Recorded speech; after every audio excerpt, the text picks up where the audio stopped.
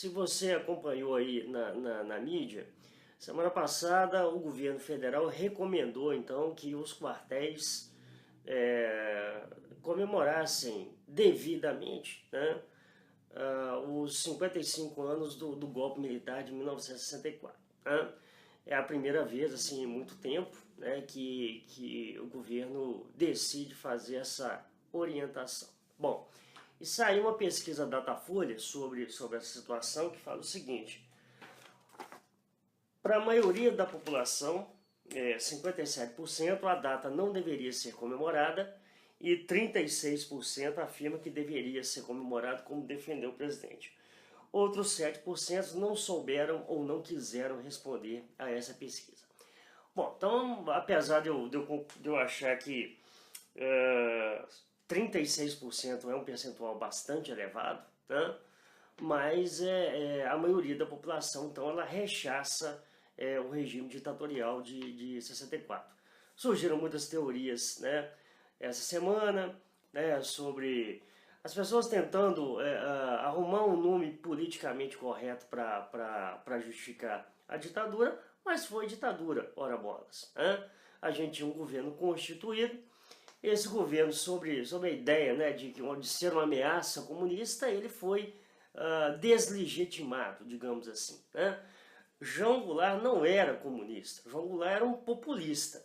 É óbvio que a gente também não deve fazer como alguns grupos mais à esquerda, ficar endeusando João Goulart. João Goulart não era um político hábil. Né? João Goulart era filho do trabalhismo de Vargas e, de certa forma, um camarada que tomou algumas medidas muito incorretas no curso do seu ministério, né? No curso do seu governo, aliás. Talvez se tivesse tomado algumas medidas pontuais, né, em alguns próprios setores do Exército, talvez tivesse permanecido no poder.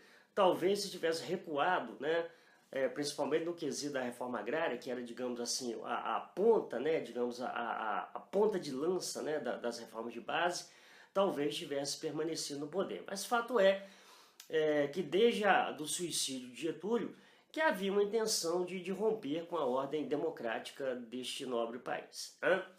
Tem outros dados importantes também dessa pesquisa que eu achei muito interessante. Né? Então, como eu falei, 57% acho que deveria comemorar, 36% acho que não. Por faixa etária, né? A juventude, né? Quando se trata da juventude de 16 a 24 anos, o percentual sobe para 64%, que acho que não deveria ser comemorado. Entre 25 a 34, 59%. E a faixa etária, por exemplo, que eu me enquadro, né, de 35 a 44, também acho que não. Aqueles com mais de 60, né, 49% acreditam que deveria ser comemorado. Exatamente, parece que quanto mais acima dos 60 anos, você tem uma galera, né, que acha que deveria ser comemorado. É aquela velha coisa, pergunte aos seus pais como é que era. Não era nada, né? Era um regime... A questão toda é o seguinte, como nós brasileiros temos um histórico de opressão, né? Nós temos, por exemplo, o primeiro imperador do Brasil que governou de forma absolutista. Né? Depois a gente tem um segundo reinado totalmente esquisito, né? Com escravidão, né? Uma das últimas nações do mundo a acabar com a escravidão. Depois a gente teve a república do famoso café com leite, onde a coisa ficava concentrada só em Minas e São Paulo. Então, de certa forma, é o seguinte, nós não temos, de fato, uma tradição democrática. Né? Nós, brasileiros, aprendemos apenas a baixar a cabeça para os poderosos. Né?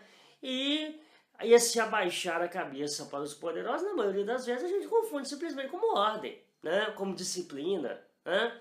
Mas, como diria a Nina Simone, uma cantora, né, de jazz americana, ela fala, para mim liberdade é não ter medo. Né? E, obviamente, se alguma parcela da população tem medo, e quando eu falo ter medo, de fazer as suas coisas simples, de levar o seu dia a dia, o seu trabalho, etc., é porque, obviamente, você não tem um regime democrático de verdade. A maioria dos partidários do PSL e do MDB é a favor de comemorar o golpe. Né? Então, quando o partido é o PSL, 61%, quando é do MDB, 64%, o nosso grande PMDB, né? PSDB, aliás, 48%, É engraçado que ainda tem aqui uma galera do PT, né? 28% que acha que sim. O menor percentual é o PSOL, né? Apenas com 4%. Quando você fala, por exemplo, eleitores de Jair Bolsonaro, 49% acham que deve comemorar o golpe e 20% de Fernando Haddad acham que deve comemorar o golpe. Então é uma proeminência aí dos eleitores do presidente, né? Enfim, sobre a renda, quanto mais rica a população, maior eles acham que deve ser comemorado. 72% que ganham mais de 10 salários mínimos, enquanto aqueles com até 2 salários mínimos acham, 56% acham que não deveria ser comemorado.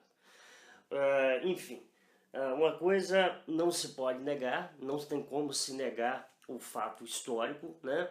Apesar de todas as narrativas contraproducentes, que na verdade só servem de novo para dividir a população, para incitar o ódio. Né?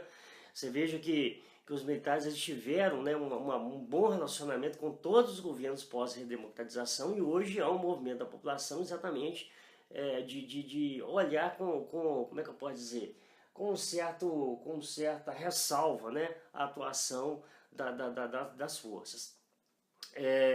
Enfim, vive-se um momento de revisionismo, né? Um revisionismo barato, um revisionismo que não tem base científica, que não tem base, digamos, documental, não tem base de pesquisa, não tem base de fonte, né?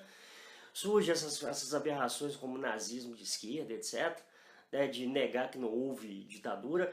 Eu falo assim, a ditadura brasileira, de fato, ela foi uma ditadura muito sofisticada, porque você teve congresso, você teve eleições indiretas, mas ainda eleições.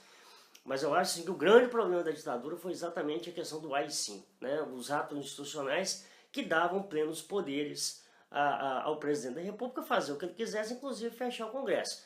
É complicado, porque quando você fala, por exemplo, lá no primeiro reinado, que existiam os 3 poderes e existia um quarto poder moderador, que era exclusivo de Dom Pedro I, todo mundo concorda que era, então, um regime ditatorial, um regime, digamos, absolutista. E quando vem na situação em relação ao regime, as pessoas ficam passando pano. Porque não era bem assim, porque não foi assim, não foi assado, e etc, etc. Fato que muita gente morreu e não era guerrilheiro, coisíssima nenhuma, né?